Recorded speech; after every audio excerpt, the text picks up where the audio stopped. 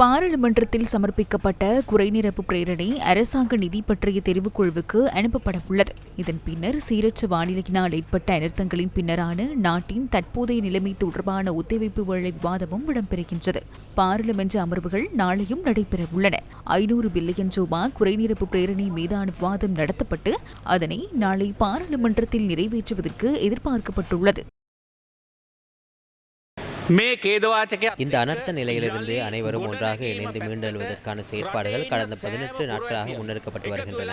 வீழ்ந்துள்ள நாட்டினை மீட்டெடுப்பதற்கான ஆரம்பகட்ட நடவடிக்கைகள் முன்னெடுக்கப்படுகின்றன. 185 வீதமான வீதிகள் நிர்மாணிக்கப்பட்டுள்ளன. போக்குவரத்து சேவைகள் தற்போது இடம்பெறுகின்றன.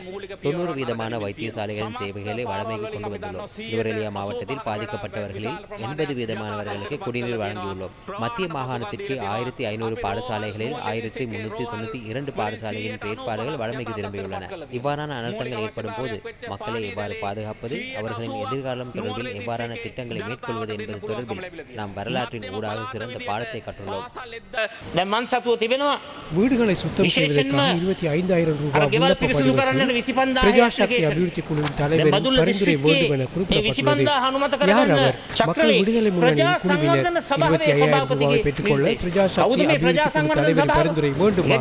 சர்வதேச நாணய நிதியத்திடம் 200 மில்லியன் அமெரிக்க டாலர்களை வழங்குமாறு வினவியுள்ளீர்கள். சர்வதேச நாணய நிதியத்தின் இலங்கை தூதுக்குழுவின் தலைவர் எவன் பபாஜியோவினை சந்தித்த போது இதனை தெரிவித்தார். එවන් පපාජියෝගු එතුමා හමුණු අවස්ථාවත් එතුමා අපිට ඒක ප්‍රකාශ කරා. නමුත් මේ මොහොත වෙනකන් අපිට සමාවෙන්න එතුමා හමුුණේ නැහැ. එතුමා மன்னிக்கவும், தற்போது வரை அவரை நாம் சந்திக்கவில்லை. அவர் ஊடகங்களுக்கு தெரிவித்திருந்தார். எதிர்கால செயற்பாடுகள் தொடர்பில் திட்டமிட்டுள்ளோம். இதன் மூலம் எதிர்வரும் 2 வருடங்களுக்கான செயற்பாடுகளை சிறப்பாக முன்னெடுக்க முடியும். அனர்த்தம் காரணமாக 2026-2027 ஆண்டிற்கான திட்டங்களில் தடங்கள் ஏற்படலாம் என கூறலாம். எனினும் அதில் எவ்வித தடங்களும் ஏற்படப் போவதில்லை. நாம் திட்டமிட்டவாறு அபிவிருத்தி திட்டங்கள் முன்னெடுக்கப்படும். இங்குள்ள சில உறுப்பினர்களின் வீடுகள் முழுமையாக வெள்ளத்தில் மூழ்கின.